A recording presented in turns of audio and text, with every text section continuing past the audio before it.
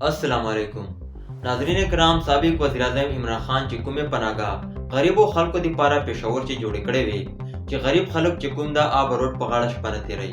بلکې دغو پناهګاهو ته به راځي، دالته به دا کانه کوي، دالته به دا شپه هم کوي. نو کې پی کې وزیر الله سهیل افریدي اچانک د دغو پناهګاهو دوره کړې ده او بیا یې هغه صورتحال هم اخیستی. ولې د اچانک دوره وکړه،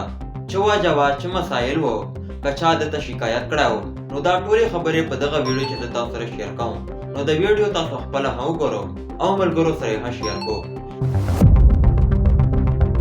کې پی کې وزیر الله سهیل افریدي اچانک د پناهګاه دوره کړې ده او بیا چې شمال دی هلته تللی، نو اول یې انټري رجسټر جوړ کړی ده چې څومره خلک دلته راځي، څومره دغې نه ځي او بیا څومره خلک دلته شپه کوي.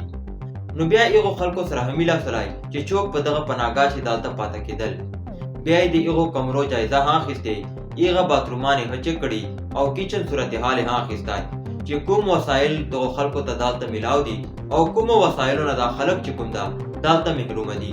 بیا چې کومه کانه دوی ته میلاو کېږي هغه مینیو یې ښه چک کړی او بیا په خپله باندې هلته کېنستی او هغو خلکو سره یې کانه هم کړې ده. نو ولې اچانک دا دوره ده وکړه؟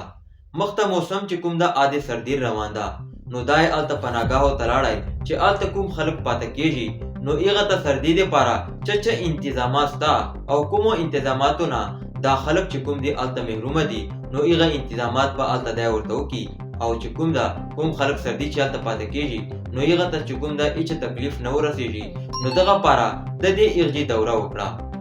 نو سهیل افریدي چې کوم ده دا یو عوامي لیډر ده، ځکه چې دا یوې میډل کلاس نه راغی او یوې غټې صوبې وزیر الله جوړ شو. پاکستان چې تر اوسه پورې داسې نه دي سلی چې یو غریب سړی چیک سي چېرته MNA MPA جوړ سي یا چېرته د یوې غټې صوبې وزیر الله جوړ سي. بیا دغسې سړي سره د هغې معاشرې خلکو خیال هم وي، ځکه چې د هغه مسایل لیدلی دي، د هغه تکلیفات لیدلی دي چې یو غریب سړی ته پیش کېږي او معاشرې چې هغه سامنا کوي.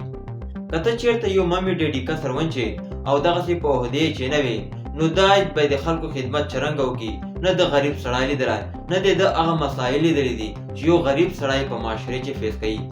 نو ما دغو خلکو نه دا ګزارش ده، که چېرته MNA ده، که چېرته MPA ده، که چېرته وزیر الله ده، که چېرته وزیر اعظم ده، که په بلې غټې عهدې باندې یو کس چېرته ناست ده، نو هغو ټولو نه دا ګزارش ده چې دوی چې کوم ده عوام د خدمت دپاره ناست وي، دوی ته دا مقام د یوه غریب سړي له وجې میلاو سوی ده، نو دوی چې کوم کار کوي د دغو غریبو خلکو دپاره دې وکړي چې په دغې معاشرې چې پاته کېږي او دوی ته کوم مسایل پیش کېږي، نو دوی دې د دغو خلکو دپاره دغو خدمت دپاره کارونه وکړي. انشاءالله میلاویږو به په نوې ویډیو چې نوره تاسو نه زه اجازت غواړم. السلام علیکم.